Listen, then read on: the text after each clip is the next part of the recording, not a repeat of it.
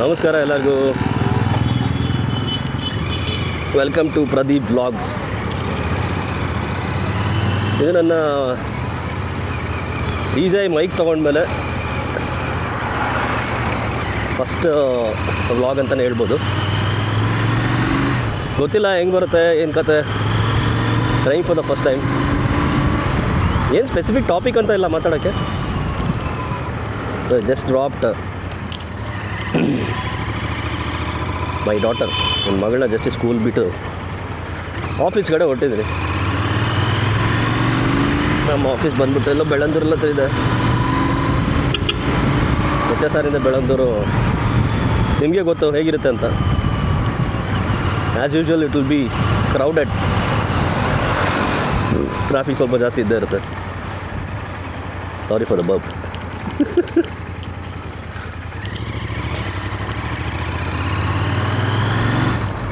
Every day challenges in traffic, ಎಲ್ಲರಿಗೂ ಗೊತ್ತಿರೋದು. ಇದೇನು ಹೊಸದಲ್ಲ, ನಾನು ಹೇಳ್ತಾ ಇರೋದು. ತುಂಬ ನೋಡಿದ್ದೀರಾ, ಸಿಕ್ಕಾಪಟ್ಟೆ ವೀಡಿಯೋಸ್ ನೋಡಿದ್ದೀರಾ.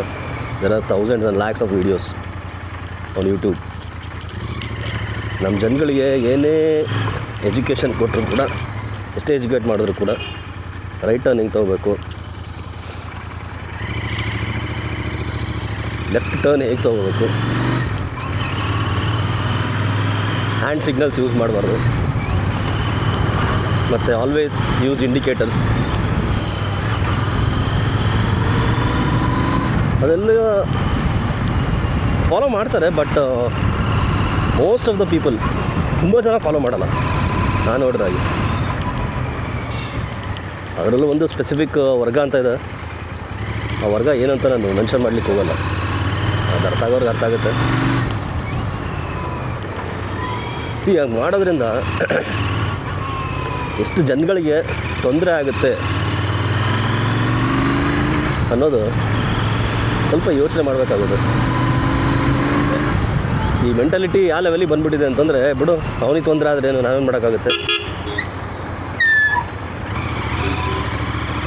ಅವನಿಗೆ ತೊಂದರೆ ಆದರೆ ನಾವೇನು ಮಾಡೋಕ್ಕಾಗುತ್ತೆ, ನಾನು ಆರಾಮಾಗಿ ಹೋದರೆ ಸಾಕು. ಎಲ್ಲರದ್ದು ಒಂಥರ ಮೆಂಟಾಲಿಟಿ ಅದು ಆ ಲೆವೆಲ್ಗೆ ಇಳಿದ್ಬಿಟ್ಟಿದ್ದಾರೆ. ಯಾಕಂದರೆ ಅದು ಪ್ರೊಡ್ಯೂಸೇ ಅದು ಒಂಥರ ಟಾಕ್ಸಿಸಿಟಿ ಕ್ರಿಯೇಟ್ ಆಗಿಬಿಟ್ಟಿದೆ. ಅಷ್ಟೊಂದು ಏನು ರೀ ಟಾಕ್ಸಿಕ್ಕು, ಅಷ್ಟೊಂದು ತೀರಾ ಎಲ್ಲ ಒಂದು ಸ್ಯಾಚುರೇಷನ್ ಲೆವೆಲ್ಗೆ ಹೋಗ್ಬಿಟ್ಟಿದೆ. ಈಗ ನಿಮ್ಮ ಕಾರ್ಗಳಿಗೆ ಕಡಿಮೆನಾ, ಬೈಕ್ಗಳಿಗೆ ಕಡಿಮೆನಾ?